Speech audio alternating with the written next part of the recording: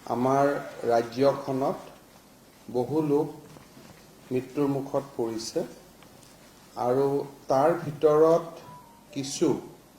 শিশু পিতৃ আৰু মাতৃহীনো হোৱা আমি অত্যন্ত উৎকণ্ঠাৰে সৈতে লক্ষ্য কৰিছোঁ আৰু কিছু শিশুৰ পিতৃ মাতৃৰ বিয়োগ যদি আগতেও হৈছিলে বা যি গাৰ্জেনৰ তলত তেওঁলোক বৰ্তমান আছিলে বহুত ক্ষেত্ৰত সেই গাৰ্জেনসকলৰো মৃত্যু হোৱা দেখা গৈছে গতিকে এক প্ৰকাৰ ক'ব গ'লে কিছুমান শিশু দ্বিতীয়বাৰলৈ অনাথ হৈছে অহাকালি ভাৰতৰ প্ৰধানমন্ত্ৰী নৰেন্দ্ৰ মোদী ডাঙৰীয়াই তেওঁৰ কাৰ্যকালৰ 7টা গৌৰৱময় বৰ্ষ পাৰ কৰিব এই 7ম বৰ্ষপূৰ্তিৰ প্ৰাকমুহূৰ্তত এই অনাথ শিশু আৰু যুৱক যুৱতীসকলৰ কাৰণে লক্ষ্য কৰি আমাৰ ৰাজ্য চৰকাৰে মুখ্যমন্ত্ৰীৰ শিশু সেৱা আঁচনি মুখ্যমন্ত্ৰীৰ শিশু সেৱা স্কিম বুলি কৈছোঁ আমি চিফ মিনিষ্টাৰ শিশু সেৱা স্কিম বাট অসমীয়াত হ'ব মুখ্যমন্ত্ৰীৰ শিশু সেৱা আঁচনি নামে এলানি কল্যাণমূলক আঁচনি ৰূপায়ণ কৰিবলৈ আমি সিদ্ধান্ত গ্ৰহণ কৰিছোঁ এই আঁচনিৰ অধীনত যিসকল শিশুৰ পিতৃহাৰা মাতৃহাৰা বা ব্ৰেড আৰ্নিং অৰ্থাৎ কাৰোবাৰ যদি মাতৃ জীয়াই আছে কিন্তু পিতৃৰ মৃত্যু হৈছে বা পিতৃ জীয়াই আছে মাতৃৰ মৃত্যু হৈছে যিগৰাকীৰ ওপৰত তেওঁৰ গোটেই জীৱন ধাৰণ বা শিক্ষা গোটেইখিনি নিৰ্ভৰ কৰিছিল তেনেকুৱা শিশুলৈ আমি মাহত 3,500 টকা 3,500 টকাকৈ আমি আগবঢ়াম কেন্দ্ৰীয় চৰকাৰৰো এখন আঁচনি আছে য'ত 2,000 টকা পায় ইয়াত কিছু ৰেষ্ট্ৰিকশ্যন আছে কিন্তু তথাপিতো 2,000 পায় য'ত য'ত প্ৰয়োজন আমি কেন্দ্ৰীয় চৰকাৰৰ আঁচনিখনৰো সহায় ল'ম কিন্তু মেকানিজমটো যিয়েই নহওক কিয় প্ৰত্যেকগৰাকী শিশুৱে মাহত 3,500 টকাৰ এটা বৃত্তি তেওঁলোকে নিৰন্তৰভাৱে শৈক্ষিক জীৱন শেষ হৈ কোনোবা এটা কামত হাত নিদিয়ালৈকে তেওঁলোকে লাভ কৰি থাকিব ইয়াৰ উপৰিও কিছুমান শিশু আছে যাৰ 10 বছৰৰ তলত হ'ব পাৰে বা এডলেচন ষ্টেজতো হ'ব পাৰে ইমিডিয়েট কোনো মানুহো নাই পৰিয়ালটোত চাবৰ কাৰণে পিতৃ মাতৃটো মৃত্যু হ'লেই কিন্তু কোনো নিয়াৰ ফেমিলি নাই নিয়াৰ গাৰ্জেন নাই আৰু এক্সটেণ্ডেড ফেমিলিৰ কোনো সাপোৰ্ট নাই একেবাৰে নিৰাশ্ৰয়া তেওঁলোকক আমি গোৱালপাৰাৰ সৈনিক স্কুলতে হওক বা কস্তুৰবা গান্ধী স্কুলতে হওক বা নবোদয় বিদ্যালয়তে হওক আমি যি ধৰণে পাৰো এই ছোৱালীসকলক বিশেষকৈ সৈনিক স্কুলত ছোৱালীৰ এডমিশ্যন নাই কিন্তু নবোদয় বিদ্যালয়ত হয় বা আমাৰ কস্তুৰবা গান্ধীত হয় বা প্ৰাইভেট কোনোবা ভাল স্কুলত হলেও য'ত হোষ্টেল আছে তাতে আমি এই ছোৱালীসকলক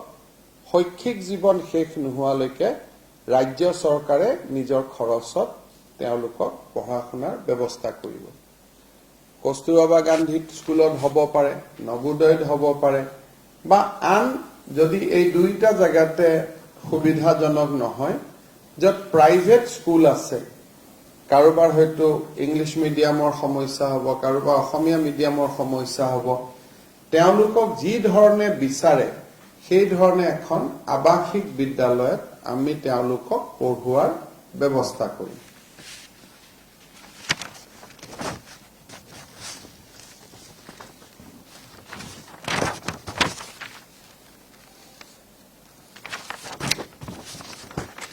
এনেকুৱা কিছুমান ছোৱালী থাকিব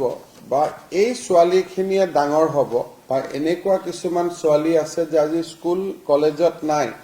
কিন্তু বিয়াৰ সময় হৈছে বা এওঁলোক বিবাহিত পৰ্যায়লৈ যাবগৈ যদি এনেকুৱা ছোৱালীৰ বিবাহযোগ্য বয়স বা বিবাহ ঠিক হয় আজি ঠিক হওক বা ভৱিষ্যতে ঠিক হওক চৰকাৰে অৰুন্ধতী আঁচনিৰ 1 তোলা সোণৰ উপৰিও আৰু 50,000 টকা বিয়াৰ বাবে তেওঁলোকক মঞ্জুৰি কৰিব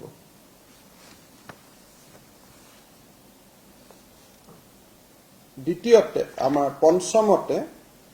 যিমানবিলাক এই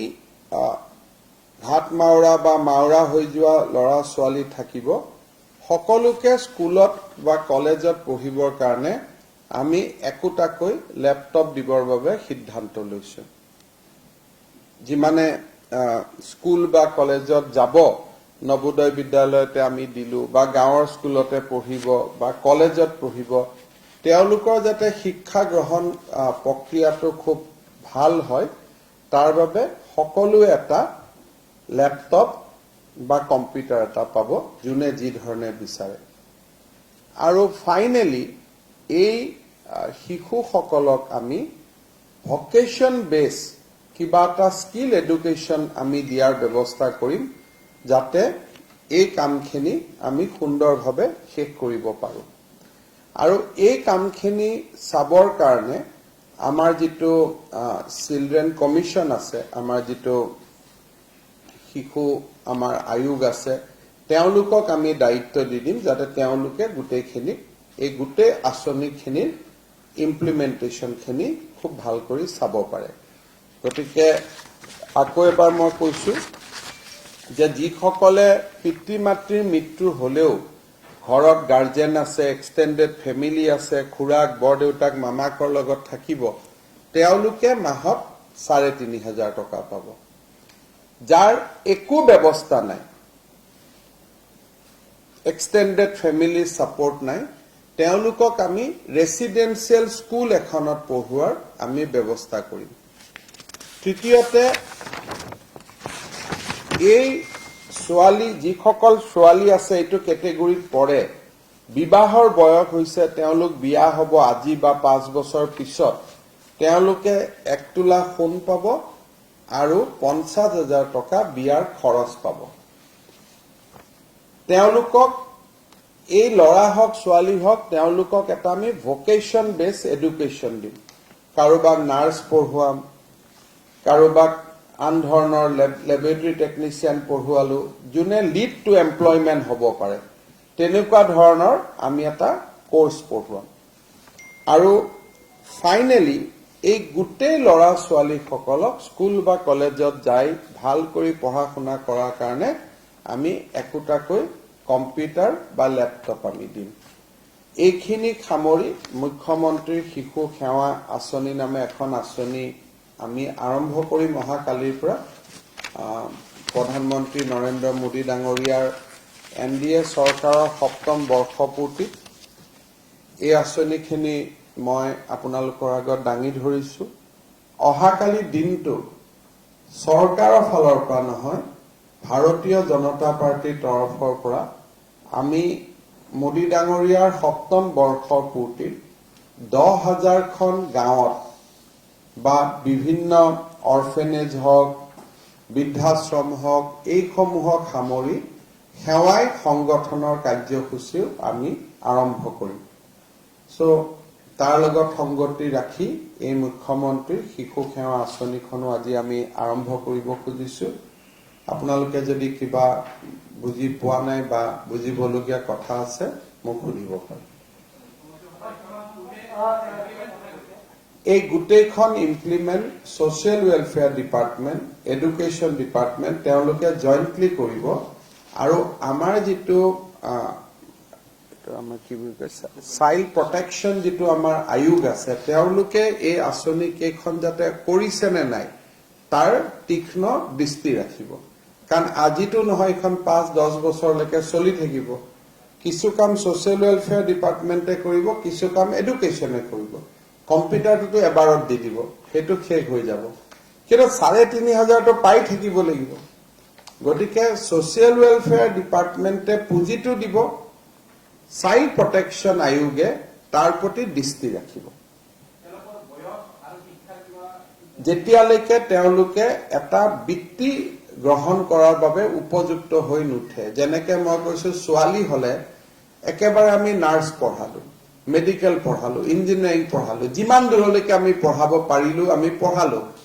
এটা সময়ত তেওঁলোক এটা ভোকেশনাল এডুকেশনৰ আমি কথা কৈছো, যাতে তেওঁলোকে নিজে উপাৰ্জন কৰিব পৰা হয় বা বিবাহ পাশত আবদ্ধ হয়। যিটোৱে হয়, বিবাহ পাশত আবদ্ধ হলেও এটা গ্ৰান্ট পালে আৰু তেওঁলোকে ইনকাম কৰিব পৰা পৰিৱেশটো নহালৈকে চৰকাৰে হয় বিনামূলীয়াকৈ হোষ্টেলত ৰাখিব বা ৩,৫০০ টকা কৰি মাহত বৃত্তি দিব। যদি ঘৰত সাপোৰ্ট সিস্টেম আছে, ঘৰতে থাকিব, আমি ৩,৫০০ টকা দিম মাহত। আৰু বোলে নহয় মোৰ কোনো নাই, তেতিয়াহ'লে আমি তেওঁলোকক পঢ়া শুনোৱাৰ ব্যৱস্থা কৰিম।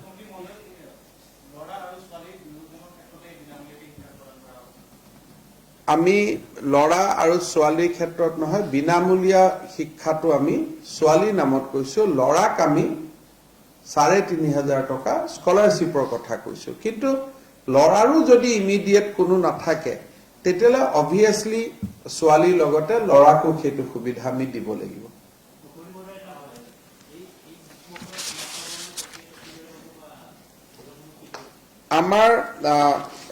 আমাৰ অলৰেডি একচুয়ালি আমি স্কিমখনত কৈছো, আপোনালোকে পালে চিলড্ৰেন বিলো 10 years বুলি কৈছো। চিলড্ৰেন মানে তাত ল'ৰা ছোৱালী নাথাকে, খালি এডলেশন গাৰ্লছৰ ক্ষেত্ৰত যদি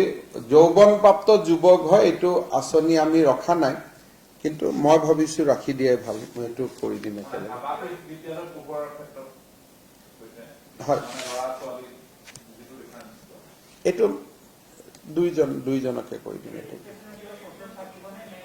তেওঁলোকক ডিসি সকলে বিচাৰি উলিয়াব আৰু প্লাস আমি অনলাইন ৰেজিষ্ট্ৰেচন বা এপ্লিকেশনৰ আমি সুবিধাও দি দিম। তেওঁলোকক চিনাক্ত কৰোতে ইমান অসুবিধা নহয়, কিয় কাৰণ বেছটো ইমান ডাঙৰ নহয়। ৩,০০০ বা ৪,০০০ মানুহৰ ভিতৰত, তাৰ ভিতৰতটো আমি গোটেই কেইজনৰ কিছুমানটো আমি জানোৱেই যে অমুক ঢুকাইছে, তেওঁ ফেমিলি আছেই। গতিকে ডিসি সকলৰ প্ৰায় ৯০০ দৰ্পণতে আছে এইখিনি ব্যৱস্থা। চব এই শিশুসকলৰ কিমান শিশু আছে আমি সাৰ্ভে কৰা নাই। কিহৰ কাৰণে তেনেকুৱা, যেহেতু আজি আঁচনিখন আমি দিছো, পৰৱৰ্তী পৰ্যায়ত আমি সংখ্যাটো গম পাম আৰু এইটো আমি যিমানে সংখ্যা নহওক কিয় আমি সকলোকে এইটো কৰি দিম। APL BPL বুলি কোনো কথা নহয়।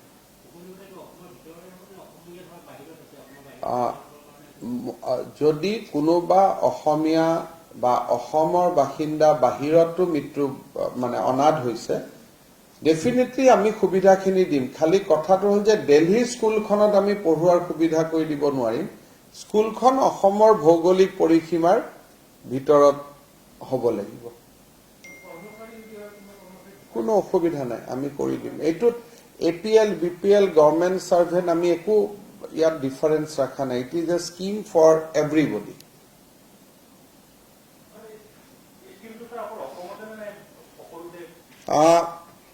মই যিমান দূৰ জানো যে এই স্কিমটো যেতিয়া আমি কৰিছো, মই বাকী আমাৰ বিজেপি শাসিত ৰাজ্যবিলাকৰ লগতো অলপ আলাপ আলোচনা কৰি লৈছো। গতিকে বাকী লগত আলোচনা কৰা নাই, কিন্তু মই মণিপুৰতো পাতি লৈছো, অৰুণাচলতো পাতি লৈছো, যাতে এটা আমাৰ কমন এপ্ৰোচ হয়। কিন্তু এনেকুৱা নহয় যে দাড়ি কমা একে হ'ব, কৰবাত বেলেগ হ'ব, আমাৰ তাত বেলেগ হ'ব। কিন্তু মোটামুটি মই এবাৰ সুধি লৈছিলো যে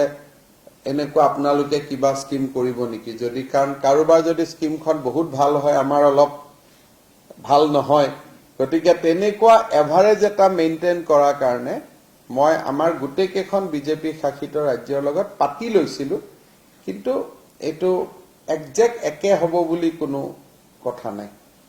কাৰণ চবৰে পৰিৱেশ বেলেগ বেলেগ আছে কোনোবাই হয়তো ৰেচিডেন্সিয়েল স্কুল ঠিকে কৰিব নোৱাৰিব বহুত জাগাত ৰেচিডেন্সিয়েল স্কুল নাই গতিকে এইকাৰণে একে হ'ব বুলি কোনো কথা নাই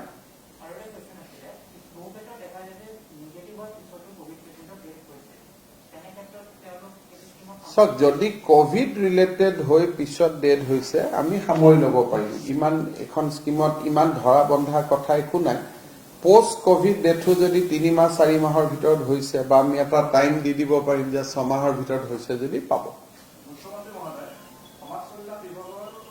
অন্তৰ্গত শিশু অধিকাৰ সুৰক্ষা সমিতি বুলি আপোনালোকৰ এটা ডিপাৰ্টমেণ্ট আছে গোটেই অসমত জিলাসমূহত আছে আৰু তেওঁলোকে নিৰ্যাতিত শিশুসকলক চিনাক্ত কৰি বিভিন্ন শিশু বিভাগ তেওঁলোকে ৰখাৰ ব্যৱস্থা কৰি আহিছে তেনে শিশুসকলক এই আঁচনিখনৰ ইয়াত কোভিডৰ লগতো সম্পৰ্ক নাই আমি আজি গোটেই আলোচনাটো কোভিড-19ৰ সম্পৰ্কীয়হে আলোচনা বাকি আন আলোচনা আমি ইয়াত আনা নাই যদি তেনেকুৱা কিবা কৰিবলগীয়া কাম আছে ডিপাৰ্টমেণ্টে ৰেগুলাৰলি চাব কিন্তু আজিৰ এই আঁচনিখন only related to the COVID-19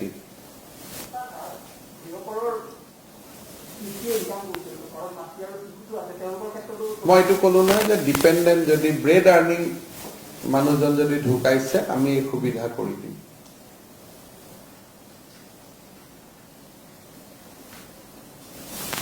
মই এবাৰ গাই দিওঁ গোটেইখিনি আৰু এবাৰ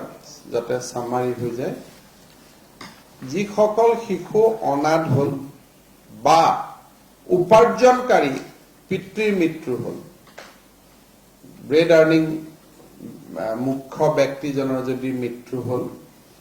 তেতিয়াহ'লে আমি তেখেতসকললৈকে শিশুসকলক মাহত 3,500 টকা দিয়াৰ ব্যৱস্থা কৰিম আৰু সেইটো যেতিয়ালৈকে তেখেতসকল বৃত্তিমূলক শিক্ষা বা আন ধৰণে নিয়োগ পাব পৰা এটা পৰ্যায়লৈকে নাযায়গৈ দ্বিতীয়তে যিসকল শিশু বা চেমনীয়া ছোৱালী বা ল'ৰা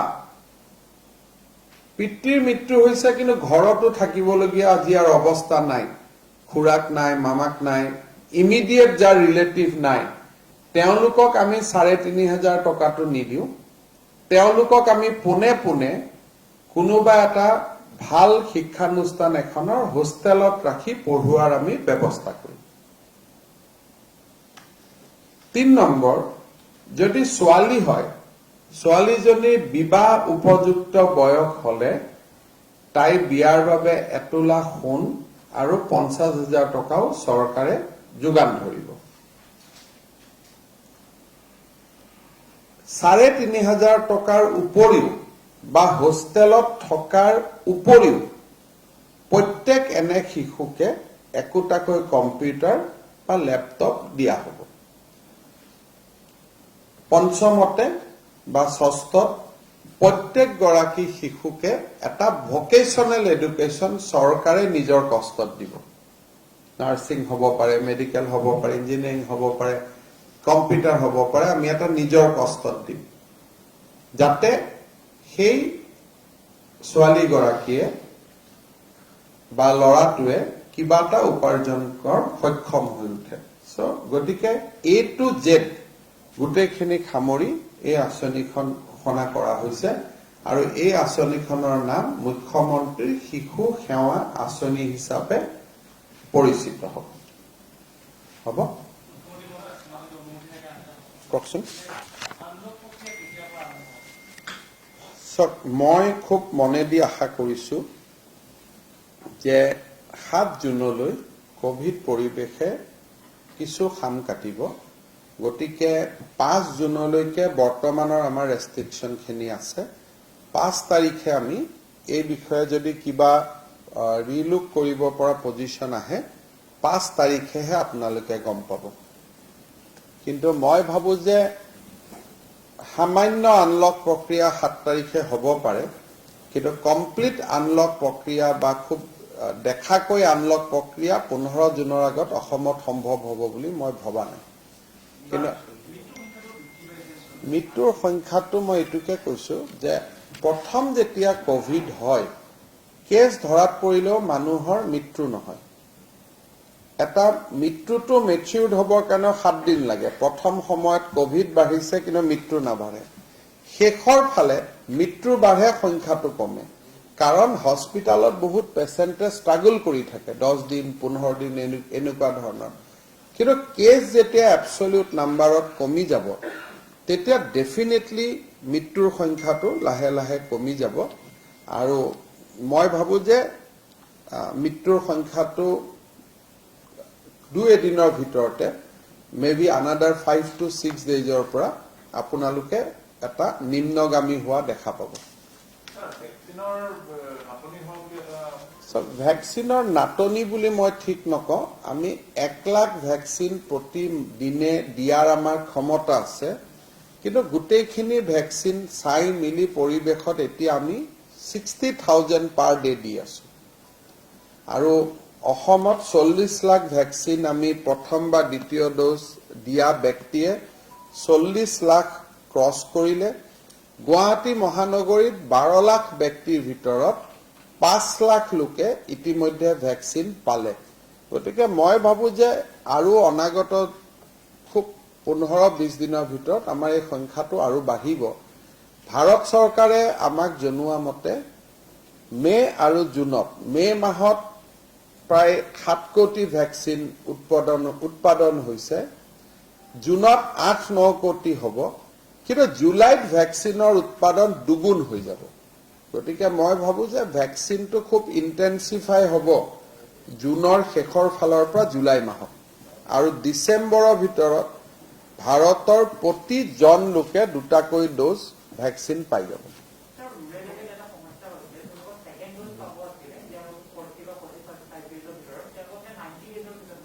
সেইটোৱে নিয়ম ভাৰত চৰকাৰৰ যিখন লেটেষ্ট গাইডলাইন সেই গাইডলাইনখন মতে কোভিশিল্ড আগতে মই 45 দিনত লৈছিলো আগতে 28 দিন আছিল এতিয়া নতুন সাৰ্কুলাৰ মতে 3 মান্থস 3 মাহত কোভ্যাক্সিন হলে 28 ৰ পৰা 42 দিনৰ ভিতৰত এটা গুৱাহাটীত বহুত মানুহে কোভ্যাক্সিন লৈ সেকেন্ড ডোজটো পোৱা নাই আমাক টুইট কৰি আছিল অহা কালিৰ পৰা সেকেন্ড ডোজ পাব কাৰণ আজি আমি 13,000 কোভ্যাক্সিন পাইছো গতিকে সেকেন্ড ডোজটো পোৱাৰ সংখ্যাটো বাঢ়িব কিন্তু মানুহে 28 দিনটো গন্তি কৰি সেকেন্ড ডোজ বিচাৰি আছে আসলত টাইম স্পানটো হৈছে 28 to 42 ডেজ তাৰ ভিতৰত ললে হয়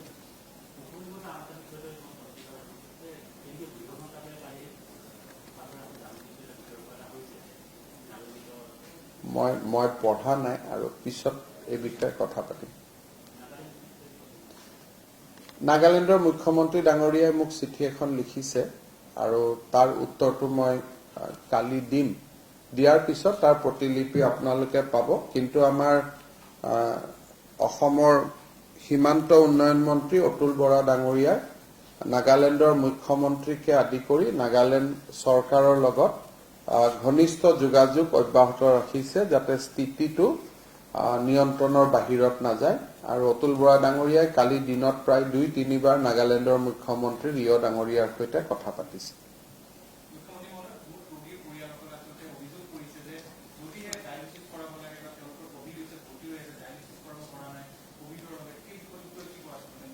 আমাৰ মেডিকেল কলেজ কেইখনতো ডায়ালিসিস হৈ আছে মইতো নিজেও গৈছো দেখিছো আৰু খালি এটাই কথা যে ডিস্ট্ৰিক্ট হস্পিটালত ডায়ালিসিস কৰিবৰ কাৰণে তেনেকুৱা আমাৰ সুবিধা নাই এতিয়া অলপ আমি কৈছো যে যত পাৰে কিন্তু মেডিকেল কলেজ 6খনত সেই সমস্যা হোৱা নাই আৰু আমি 3 তাৰিখে একেদিন আমাৰ কমিটিখনক মই কাম কৰিব দিছো 3 তাৰিখে আমি ব্যক্তিগত খণ্ডৰ হস্পিটালৰ ৰেট বিলাক ফিক্স কৰি দিম কালি আমি কমিটি এখন কৰি দিছো 3 দিন মই সময় দিছো ৰিপৰ্টটো দিয়াৰ কাৰণে গতিকে যোৱা কালি কমিটিখন হৈছে তেওঁলোকে কাম আৰম্ভ কৰিছে 2 তাৰিখে তেওঁলোকে ৰিপৰ্ট দিব আৰু আমি 3 তাৰিখৰ পৰা কাৰ্যকৰী হোৱাকৈ বা 4 তাৰিখ যি মই যোৱা অহা কালি মই দিল্লী যাম ঘূৰি আহিয়ে অলপমান কেবিনেটৰ লগত কথা পাতি পেলাই আমি প্ৰাইভেট হস্পিটালৰ নিৰীখটো নিয়ন্ত্ৰণ কৰি দিম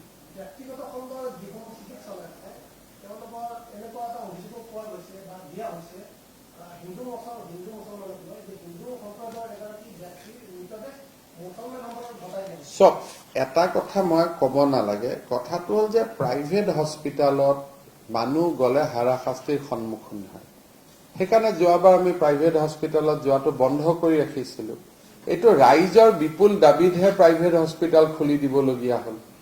আমাৰ বিপদটো সেইখিনিতে। আমি কৈছো প্ৰাইভেটত নাযাব, কাৰণ তেওঁলোকে লুকাই চুৰ কৰি ক'ত কি কৰি থাকে বুজি পোৱা টান। এতিয়া অহা বিশেষকৈ 8 জুনৰ পিছত গুৱাহাটীতটো আমাৰ GMCটো হৈ যাব 200 ICU, DRDO হস্পিটালো ৰেডি হৈ যাব। প্ৰাইভেট হস্পিটালতটো যোৱাৰ প্ৰয়োজন নাই। তেওঁলোকে কিয় যায়? ইন্সুৰেন্স আছে,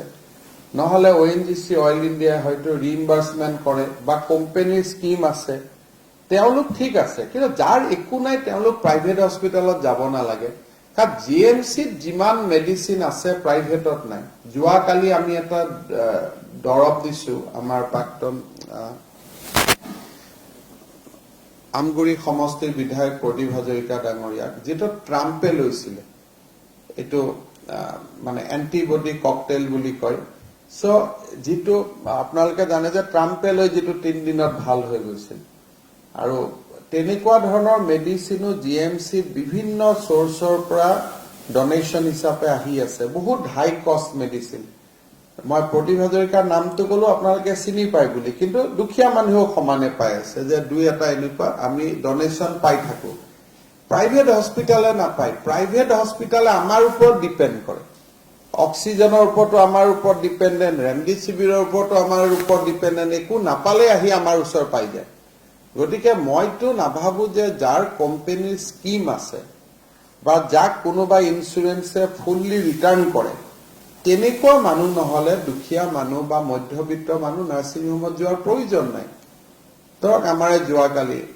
ৰিপুণ বৰা ডাঙৰীয়াই আছে, তেওঁতো ডাইৰেক্টলি গুৱাহাটীত মেডিকেলত আহিছে, বা প্ৰদীপ হাজৰিকাৰ বেমাৰ হৈছে ডাইৰেক্টলি গুৱাহাটী মেডিকেলত আহিছে। গতিকে নাৰ্ছিং হোমতটো চিকিৎসাটো আপোনালোকেও গৈ চাব নোৱাৰে, ভিতৰলৈকে কেমেৰাটো নিব নোৱাৰে। GMCতটো কেমেৰাটো নিব পাৰে, বেয়া কাম কৰিলে অন্তত গম পায়। সেইকাৰণে মই ভাবো যে 7-8 জুনৰ পিছত ৰাইজে বহুত বেছি প্ৰাইভেট নাৰ্ছিং হোমত যোৱা এটলিষ্ট গুৱাহাটীত প্ৰয়োজন নাই। চক কোভিডত গভৰ্ণমেণ্ট চিকিৎসা লবলৈ দিল্লীৰ পৰা এয়াৰ এম্বুলেন্স লৈ অসমত আহিছে। গতিকে ইয়াত অপপ্ৰচাৰৰ কোনো থলে নাই। যিমানখিনি ভাল ট্ৰিটমেণ্ট হৈ আছে, কিমান পেচেণ্ট ভাল পাই ঘৰত গৈ আছে ডেইলি। পোষ্ট কোভিডটো বেলেগ বস্তু, যে কোভিড ভাল হ'ল তাৰ পিছত কোনোবাই নাৰ্ছিং হোমত যাব খোজে, ক'বলগীয়া একো নাই। কিন্তু কোভিডৰ ট্ৰিটমেণ্টত এটলিষ্ট GMC বা আমাৰ মেডিকেল কলেজখিনিয়ে যিমান ভাল কাম কৰি আছে, ভাৰতৰ কোনখন হস্পিটালে ইমান ভাল কাম কৰি আছে? যিকোনো হস্পিটালৰ মৰ্টেলিটি ডাটা আপোনালোকে কম্পেয়াৰ কৰক, আমাৰ হস্পিটালৰ ডাটা বহুত বেছি ভাল হ'ব।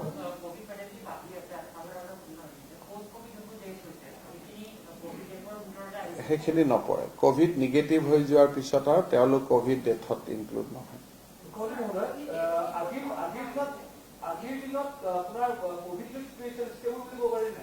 ভাললৈকে আহি আছে, এভৰি ডে উন্নত হৈ আছে পৰিৱেশটো। আপোনালোকেতো আমাৰ টুইটবিলাক চায়ে থাকে, যেনেকে গুৱাহাটীত এতিয়া আপোনাৰ মনত আছে 1600 হৈছিলে, 1600ৰ পৰা 500 হ'ল, 1100 কমিলে। গতিকে ডেফিনেটলি ইম্প্ৰুভিং বুলি ক'ব লাগিব। অসমত 6500 আছিলে, যোৱাকালি 5400 কিমান। গতিকে 1000 অসমত কমিছে। সেইকাৰণে মই ভাবো যে কোভিডৰ পৰিস্থিতি উন্নত হৈছে, কিন্তু 7 জুনৰ আগত আমি ডাইৰেক্টলি ক'ব নোৱাৰো। পজিটিভিটি 4.5%লৈকে নামিছে, কিন্তু 2-3 ভিতৰত সোমালেহে ক'ব পাৰিম যে এইটো নিয়ন্ত্ৰণত আহিছে। ডেথ অডিট বোৰ্ডে ডেইলি কাম কৰি আছে। একদম সৰু সৰু প্ৰশ্নখিনি আপোনালোকে স্বাস্থ্য মন্ত্ৰীক কৰিব লাগিব, কাৰণ মই ডে টু ডে কথাখিনি মোৰ হাতত নাথাকেও। কিন্তু জেনেৰেলি যিখিনি মই ভাবো যে 3 তাৰিখে প্ৰাইভেট হস্পিটালৰ ৰেট ফিক্স হ'ব, আৰু মইতো সদায় প্ৰিফাৰ কৰো যে ট্ৰিটমেণ্ট মেডিকেলত গুৱাহাটীত যিকোনো নাৰ্ছিং হোমতকৈ আমাৰ ট্ৰিটমেণ্ট ভাল। খুব বেছি নাৰ্ছিং হোমত আৰু ব্ৰেকফাষ্ট লাঞ্চটো অলপ পেকেট কৰি ধুনীয়া কৰি দিয়ে, বহুত মানুহে এইটো কাৰণে ভাল পায়, কিন্তু আদাৰৱাইজ ট্ৰিটমেণ্ট আমাৰ তাতে ভাল। যিখিনি মানুহ ICUত আছে কোভিড হৈ বা হস্পিটেলত আছে তেওঁলোকৰ পৰিয়ালৰ লোকে কোনো ধৰণৰ খবৰ নাপায় বুলি অভিযোগ কৰি আছে সব খবৰ মানে এনেকুৱা যে কি খবৰ দিব কওক সবৰ হাততে যিমান গৰাকী আইচিউৰ পেচেণ্ট আছে মইতো নিজে গৈ দেখো যে মোবাইলত কথা পাতিয়ে থাকে সবৰে হাতত মোবাইল আছে বাকি যিসকলে ফোন কৰিব নোৱাৰে কথা পাতিব নোৱাৰে আপোনালোকে ধৰি ল'ব যে তেওঁ ইনটিউবেশন হৈ আছে ডক্টৰে জেনেৰেলি কয় যে ইনটিউবেশনত আছে কিন্তু এজন ডক্টৰে বেয়া কথা এটা গাৰ্জেনক কিমান কৈ থাকিব বাকিটো খবৰ দিবলগীয়া একো কথা নাথাকে যে আপোনাৰ পেচেণ্ট গৰাকী ইনটিউবেশন হৈ আছে ডক্টৰ এজনে মনত দুখ লগা কথা কৈ থাকিব বেয়া পায় সেইকাৰণে ভাল হলে ভাল পায় তথাপিতো এটা পৰামৰ্শ আহিছে যে পিআৰও এজন দিব পাৰি নেকি যাত গাৰ্জেনে আহিলে এটলিষ্ট কিছুমান বুজা গাৰ্জেন আছে বুজি পাব যে আপোনাৰ এছপিও 72 আছে 80 আছে গতিকে আমি গোটেইখিনি মেডিকেল কলেজতে এটা টুইটাৰৰ ব্যৱস্থা কৰিছো টুইট কৰিলে তেওঁলোকে ৰিপ্লাই দি দিয়ে কিন্তু মই হিউমেনলিও এজন পিআৰও এজন দিবৰ কাৰণে তেওঁলোকক কৈছো যে এজন পিআৰও দি দিয়ক ফোন কৰিব লগে লগে উত্তৰটো দিব নোৱাৰিলেও 2 ঘণ্টা পিছত কল বেক কৰি তেওঁলোকক জনাই দিব কিন্তু এনে আমাৰ মেডিকেলতো মই দেখো সব তলত থাকে আইসিইউৰ তলত কথা সুধিয়ে থাকে ৰুমটোত আপোনালোকেতো মোৰ লগত গলে দেখা পায় মিনিট খবৰ লৈ কাৰণ মুকে ফোন কৰি থাকে নহয়